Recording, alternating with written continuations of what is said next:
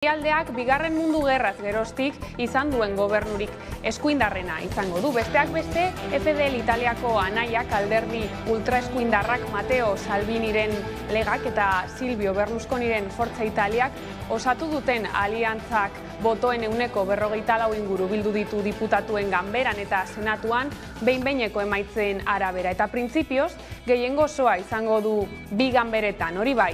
Ez dira aulkien bierenera iritsi aldaketa konstituzionalak egiteko gutxiengo kopurura. Oposizioa berriz nahiko ahulduta atera da atzoko parlamenturako hauteskundeetatik. Zentro-eskerreko koalizioak ez du esperotako baina gutxik aurreikusitako garaipenik lortu eta aliantza horrek botoen 26,3 bildu ditu. FDLek bakarrik, baino pixka bat gutxiago. Enrico Letta, gobernuburu ohiaren alderdi demokratikoak, ez zuen bozetara akordiorik egin Giuseppe Conte lehen ministro izandakoaren izar mugimenduarekin eta horrek nabarmen egin die kalte arrakastarako aukerei batez ere kontuan harturik izar mugimenduak kanpaina ona egin duela. Gauza bera gertatu da zeinbait indar politiko txikik tartean. Matteo Renziren Italia bizirik alderdiak osatu zuten hirugarren poloarekin zeina babesen 7,8ra iritsi den.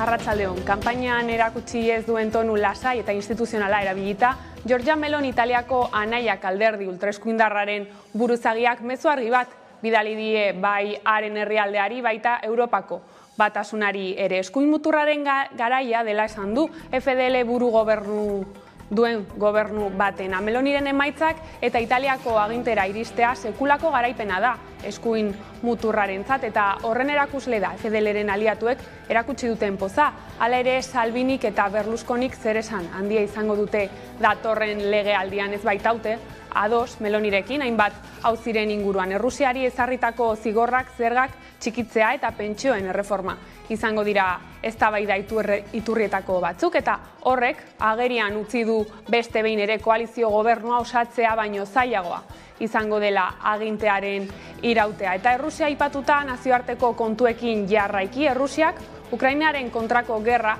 hasi zuenetik 7 hilabetera beste fase batean sartu da gatazka. Moskuk okupatuak dituen lurrak anexionatzeko urratsa egin du Ukraina ekialdeko 4 eskualdetan babestu dituen erreferendumekin. Bozketa horietan herritarrei galdetu diete beren eskualdea Errusiako Federazioaren parte bihurtzea nahi duten ala ez. Emaitza baiezkoa bada eta Errusiak eskualde horien anexioa gauzatzen badu gatazkak jauzi kualitatibo bat egingo du, zeren Kremlinek bere legediaren arabera arma nuklearrak erabilia ahalko baititu eremu hori defendatzeko. Vladimir Putin Errusiako presidenteak asteazkenean ohartarazi zuen baliabide guztiak erabiliko dituela herrialdea babesteko. Haren lurralde osotasuna mehatxupean baldin bada, Errusiarekin bat egiteko bozketa ostiralean hasi zuten Ukraina ekialdeko Zaporizhia eta Kherson eskualdetan eta Donetsk eta Luhansk herri errepubliketan. Astearte gauera arte iraungo du botoa emateko epea. Laster, helduko diegu bueltan nazioartetik iritsitako berriei. Artean baina bada gurean lerrobururik. Hezkuntza legea izaten ari da kurtso politiko berrian ardatzetako bat, publikotasuna bultzatzeko asmoarekin. Besteak beste Eusko Jaurlaritzak unibertsitate publikora bideratzen duen finantzazioa Europa, Espainia eta Frantziako batazbestekoa baino txikiagoa dela kaleratu du ELA sindikatuak. Gurean Eba Ferreira, Euskal Herriko Unibertsitateko errektoreak iritzi dio eztabaidari entzun. Nik ez dakit oso ondo nola neurtzen duten sindikatutik, baina egia esan behar dut nola den gure finantzak eta Eusko Jaurlaritzatik, ez da? Eta Eusko Jaurlaritzatik etortzen da gutxi gora bera gure 180 aurrekontua, eta gehienak 3 iturritik, ez da? Bat da oinarrizko finantzaketa, beste bat da programa kontratuak, eta hirugarrena da azpiegitura plana. Hezkuntza ituna zaritzeko hain zuzen Peio Txandian Euskal Herria Bilduko programa arduraduna, hedabideen aurrean agertu da gaur eguerdian adierazi duenez, EAEko hezkuntza legeak ate guztiak ireki behar ditu Euskal hezkuntza sistema propio baterantz. Gehitu du gainera, ez dela edozein lege datozen 30 urteetarako balio behar duela eta beraz, bokazio eratzailea eta zentzu estrategikoa izan behar dituela. Berretsi nahi dugu, gure ustez, lege honek bokazio eratzailea izan behar duela. Beraz, Euskal hezkuntza sistema propio baten eraikuntzarako tresna izan behar duela, eta zentzu estrategikoa daukala. Izan ere, esan dugun bezala, lege hau datozen 30 urtei begira pentsatu behar den lege bada, datozen 30 urteetarako balio behar duen lege bada. Bestaldetik Agurne Gaubeka hizkuntz eskubideen behatokiko zuzendariaren arabera, ezin da ezer onik espero epaitegietatik. Pasaden astean, Espainiako Auzitegi Gorenak jakinarazi zuen, ez duela tramiterako onartu, iaz Irungo udalak aurkeztutako kasazio helegitea. Komisiones Obrerasek aurkeztutako salaketa bati bide emanez, iazko maiatzean EAEko Auzitegi Nagusiak ebatzi zuen Irungo 12 udaltzain postutarako euskaraz jakitea eskatzea diskriminatzailea zela euskara ez ekiten hautagaientzat. Irungo udalak errekurtsoa jarri eta ostiralean heldu zen Espainiako Auzitegi Gorenereko administrazioarekiko auzietako lehen aretoaren erabakia. Ez du tramiterako onartu ere egin. Argudiatuta, aurkeztutako idatziak ez duela kasazio helegite bati eskatu beharreko irizpide nahikorik. Harrigarriki denboran bat egin du antzeko beste epai batekin izan ere, egun batzuk lehenago Gasteizko administrazio auzitegiak ebatzi zuen udaltzainen lan poltsan euskarazko B2 maila eskatzea diskriminatzailea izan daitekeela. Kasu horretan, UGTek jarri zuen salaketa epaiaren aurrean eta Eusko Jaurlaritzak helegitea aurkezteko asmoa iragarri zuen. Agurne Gaubeka hizkuntza eskubideen behatokiko zuzendariarekin egin dugu konexioa gaur auziari heltzeko. Guretzat benetan onartezina eta larria da. Azkenean hizkuntza politika ez delako epaitegietatik egin behar eta hizkuntza politikaren interpretazio maltzur bat eraikitzen ari delako eta kezkaz bizi dugu ez aurrerantzean zer ekarriko duen guzti honek. Eta 4 egun barru ekotopaketak hasiko dira Portugaleten krisi ekosozialaren inguruan hausnartzeko bilduko dira eta ildo horretan Euskal Herrian egin beharreko aldaketak izango dituzte hizpide besteak beste ekozidioaz hitz egingo dute. Entzun dezagun Joan Gorostide ekotopaketako lagunak muturrean dugun arazoaz esan duena. Ez da arazo puntual bat. Gaude arazo nolabait esateko zibilizatorio baten aurrean. Mende honek izango badu ezaugarririk izango da guk edo ez guk ekozidioa deitzen dugun arazo horri aurre egin beharra. Kultura arlora salto Joanes Ilarregik bildu du puntu gehien arrastateko saioan 678 hain justu. Atzetik sailkatu dira saioa Alkaiza Iñaki Apalategi, Xabat Ilarregi, Miren Amuriza eta Gorka Pagona Barraga. Sarrerak ostegunetik bukatuta, bete-betean, eginda arrasteko Amaia Antzokia bertsolari txapelketa nagusiaren 2. saioan. 700 lagun izan dira bertan eta Ander Aranburu gai hartzailearen atzetik sartu dira. Bart bertsolariak zozketak erabakitako ordenan. Hasiera mugitua izan du saioak berez, Xavier Silveira zen kantatzekoa, baina azken orduan ezin izan du agertu arrazoi pertsonalak tarteko hartara, ordezkoen zerrendan urrengoari egokitu zaio oholtzara igotzea Xabat Ilarregi Leitzarrari. Eta hala, bi anaiak topatu dira oholtza gainean. Joanes Ilarregi izan da lehena puntutan. Hasi eta buka eutsi egin dio saioari eta ganbarakoan erremate dotorea eman dio. Bigarrena izan da saio Alkaiza, egungo Nafarroako txapelduna. Ordea larun batean, Alaia Martinek irabazi du lehenengo final laurdena. Nerea Lustondo sailkatu da 2. getxon jokatutako saioan. Eta lerroburuekin bukatzeko, kiroletan Nerea Arrutik eta Andoni Iruretagoienak irabazi dute Euskal pentatloia. Iruretagoiena 2. urtez nagusitu da eta iazko irabazle Karmele Gisasola 2. geratu da. Larun bat iluntzean jokatu zen proba Azpeitiko zezen plazan. Arrutik 21 eta 9 denbora egin zuen. Urduri hasi baldin bazen ere, Harriarekin Aizkora lanean nagusitu zen eta hortik aurrera zuzen joan zen garaipenera. 2 aste barru jokatuko du Gipuzkoako Aizkora txapelketa eta orain horri begira dagoela adierazi zuen. Gizonezkoetan 300 nagusitu da iaz bezala. Lehenengo kilometroan bareak jo duela adierazi zuen, baina gero aurre egin diola. Egindako denborarekin pozik zegoela adierazi zuen, baina aurreikusten zuela proban oso ondo arituko zirela kirolariak, aurten oso ondo prestatu zirelako.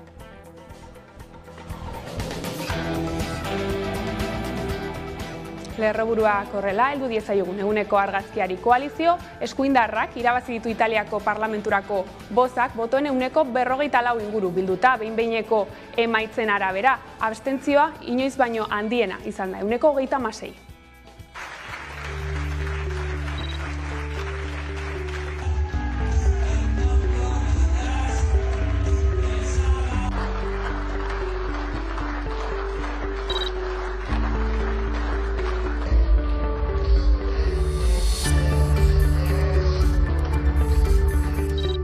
Questa è sicuramente per tante persone una notte di orgoglio, è sicuramente una notte di riscatto, è sicuramente una notte, diciamo, di lacrime, di abbracci, di sogni, di ricordi. Quindi è importante capire che se saremo chiamati a governare questa nazione lo faremo per tutti. Lo faremo per tutti gli italiani, lo faremo con l'obiettivo di unire questo popolo.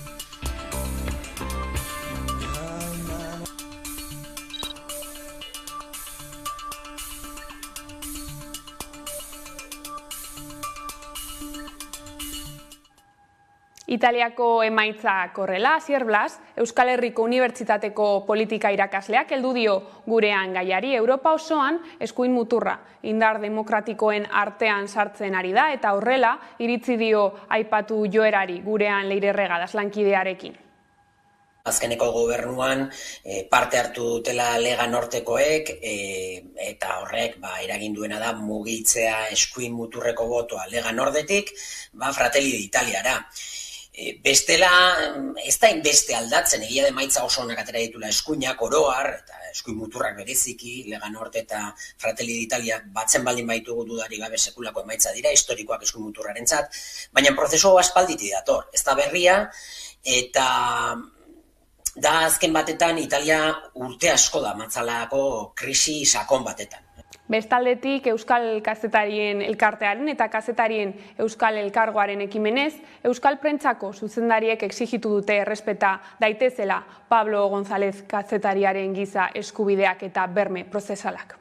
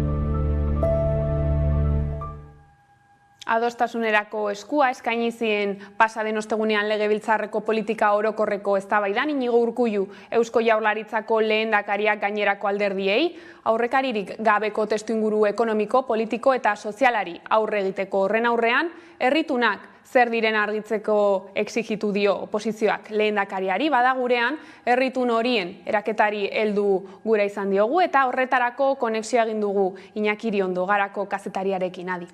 Proposatu behar du herritun bat, hau da, zehazkifikatu zertaz hitz egingo den eta zertaz ez, eta gero begiratu beste alderdiek zer esaten duten horretaz. Orain arte, lehendakariak behintzat ez du hori egin. Eman zituen bai, 5 gai hori buruz hitz egiteko, lehenengoak izango da aurrekontuak, baina zehaztasunik gabe. Izan ere, Araban, Bizkaian eta Gipuzkoan, herri akordioak egiteko prest daudela adierazi du Bart Andoni Ortuzar EAJ-ko Euskadi Buru Batzarreko presidenteak Forondan eginiko alderdi egunean. Gaineratu du ere EH Bilduk itunak egiteko prest dagoela, esan izanaren helburua ezker abertzalearen politika suntsitzailea eskutatzea dela. Gure borondatea adostea da, eta borondate hori berbera aurkitu nahi dugu Euskadiko gainerako indar politikoetan, Bildu barne, nola ez. Ia egia den, ea benetako borondatea azaltzen duten. Gure benetakoa da, gurea benetakoa da, gure eskaintza zintzoa da. Politika arloko kontuekin jarraiki, ziurgabetasun garaian itxaropen aktiboaren bandera jasotzea ezinbestekoa dela esan die Arkaitz Rodriguez, sorturen idazkari nagusiak militantei. Neork ez dio eguri itxaropena kenduko. Ekitaldian bildu ditu alderdiak bere jarraitzaleak Tolosan, Txiki eta Otaegiren fusilaketen urteurrenaren harira. Asteartean beteko dira 57 urte frankismoaren azken exekuzioetatik. Baina gauzak aldatzeko beharrezkoa da ere bigarren gauza bat. Esperantza. Itxaropena. Zeren eta esperantzari gabe, etsipenetik ezinezkoa da gauzak aldatzea. Horregatik, kondenatu nahi gaituzten etsipenaren parez pare, guk esperantzaren bandera aldarrikatzen dugu. Ez esperantza naif batena, ez esperantza hutsal batena, esperantza aktiboarena baizik. Aktibazioaren, mobilizazioaren, antolakuntzaren eta borrokaren esperantza da guk aldarrikatzen duguna. Azken 12 hilabeteetan Gasteizko gobernuak 457 presoi eman die 3. gradua, haietatik 25 preso politikoak dira. Hala adierazi du Beatriz Artolazabal Berdintasun, Justizia eta Gizarte Politiketako sailburuak Arabako espetxeak Euskadiko eredu penitentziarioa eraikiz izeneko jardunaldian parte hartu duenak. Zentzu honetan, aurrerapen guztiak tratamendu batzordearen eta teknikarien txostenetan oinarritzen direla azpimarratu du. Etakoak izan ala ez, espetxe kudeaketaren lehen urtearen balantzea eta bateratze lana egitea izan da astelehen honetan egindako jardunaldiaren xedea.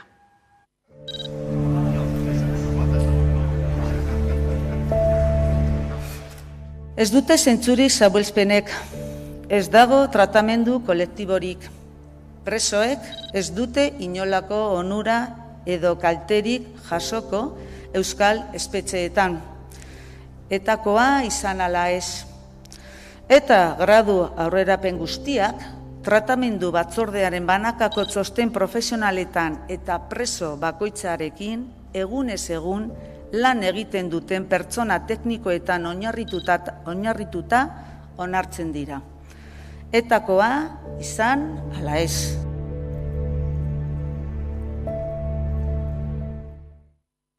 Gai zaldatuta berriz, goizonetan neurri sorta bat eta epe zehatzak proposatu dituzte Euskalgintzaren kontseiluak, elak eta alabek, Araba, Bizkaia eta Gipuzkoako administrazio publikoa euskalduntzeko. Xede hori duen proposamena adostu dutela azaldu du Paul Bilbao kontseiluko idazkari nagusiak. Aiara Durreta lankidea izan da bertan.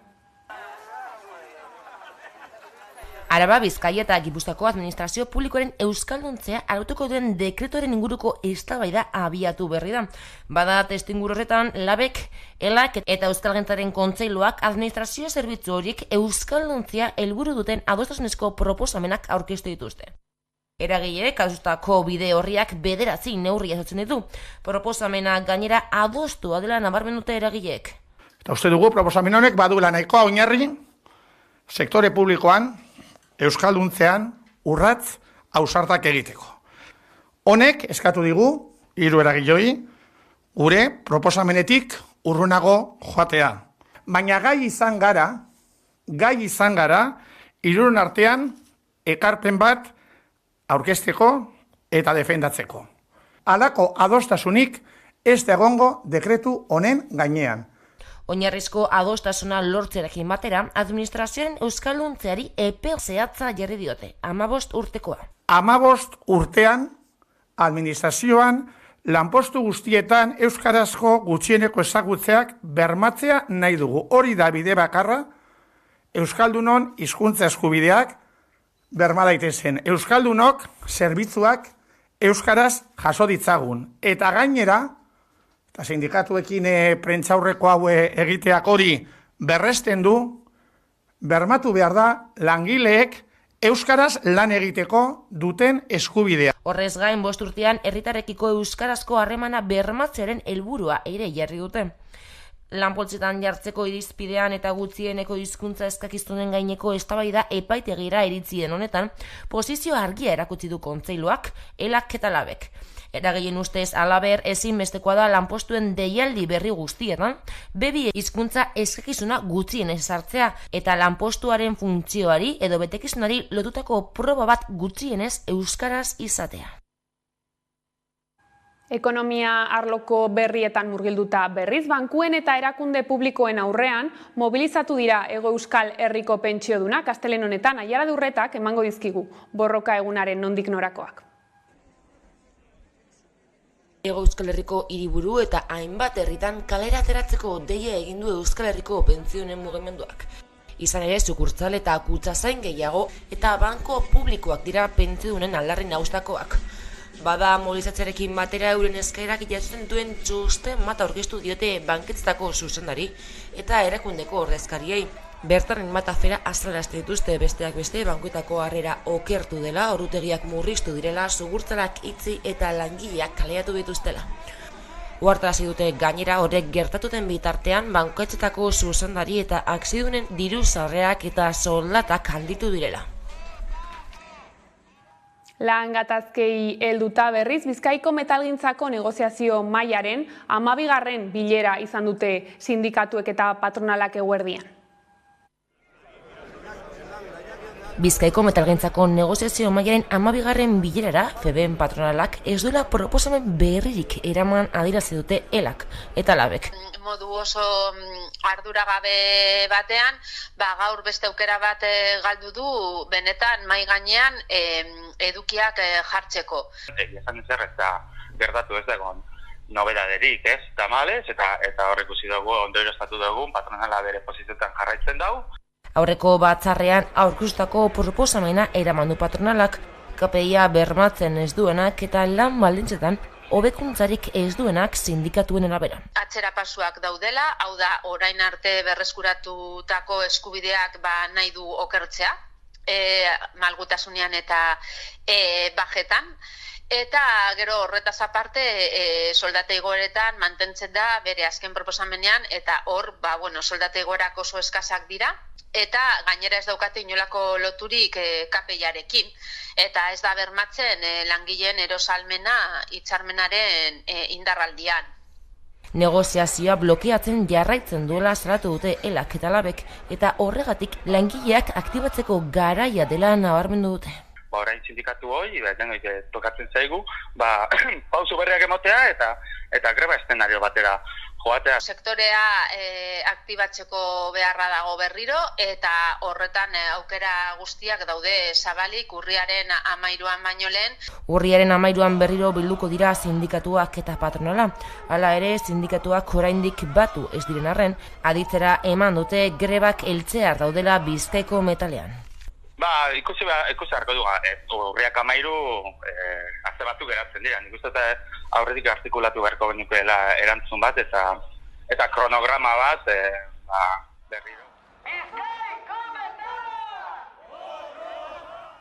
Eta Araban adinekoen egoitza pribatuetako langileek grebara joko dute berriro. Hitzarmen kolektiboaren negoziazioa geldituta dago 2021ko otsailetik. Elak eta labek negoziazio maitik altxatzea erabaki zuten orduan patronalak plataformako edozein artikulu aldatzeari uko egin ziola arrazoituz, besteak beste sindikatuek ez zuten onartu patronalak egiten zien soldata proposamena. 1.200 euro 2026an KPIren 16% karga metatuarekin azken 2 urteetan eta 1.742 orduko lanaldiekin. ELA eta LAB sindikatuek deia egin dute Arabako egoitza pribatuetan. Otsailean langileen lan baldintzak aldatzeko eztabaidak gelditu ziren, bi sindikatuek mahaia uztea erabaki zuten. Diotenez, patronalak hitzarmeneko artikuluak aldatzeari ezezkoa eman zion. Uztailean berriz Arabako Foru Aldundiak bilera batera deitu zituen sindikatu eta enpresak. Bertan azpimarratu zen laster deituko zutela eztabaida mailara eta proposamen ekonomiko bat egingo zutela. Hala ere, ELA eta LAB sindikatuek azaldu dutenez, ez dute berririk jaso oraindik. Oraindik ez dugu ezer jaso eta salatu nahi dugu greba honen medioz, salatu nahi dugu patronalak oraindik ez digula beste plataforma eta beste eskaintza ekonomikorik egin eta hori izan zela beraien konpromisoa aurreko negoziazioan, aurreko bileran. Patronalaren pasibotasun horren aurrean, ez gaude prest sektoreko langileen egoera kaskarra luzatzeko. Orduan, ez gara geldituko maila berpiztu arte. Berriz, ere aldarrikatzen dugu premiazkoa dela sektore feminizatu honetako langileak saritzea eta balioestea. Eskatzen dugu, behingoz, behar bezala arautzea zainketa sektore honen lana egiteko baldintzak. Testuinguru honetan patronalak sindikatuei eskatu die eztabaida mahaira bueltatzea eta gehitu du hitz egiteko prest dagoela. Gaur-gaurkoz ezustekorik ez badago greba eguna deitu dute irailaren 28irako. Asko hitz egin dugu gurean azken egunotan eta azkenean bai, historiak, memoriak eta aldarrikapenek bete dute Belodromoa Black is Beltza bigarren Ainoa filmaren estreinaldian, ikusi jarraian nola igaro zen gau jaia.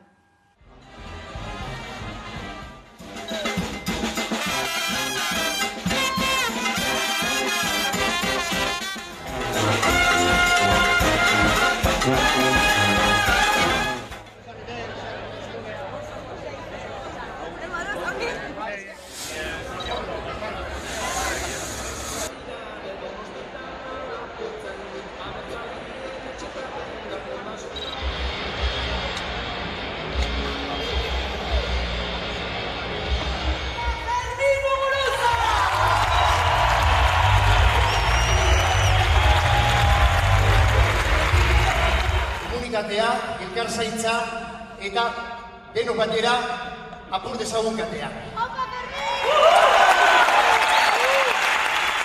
Ongi etorri mundura Ainoa, eskerrik asko Belodromoa. Hau duzu Inigo omena, gurea dakara.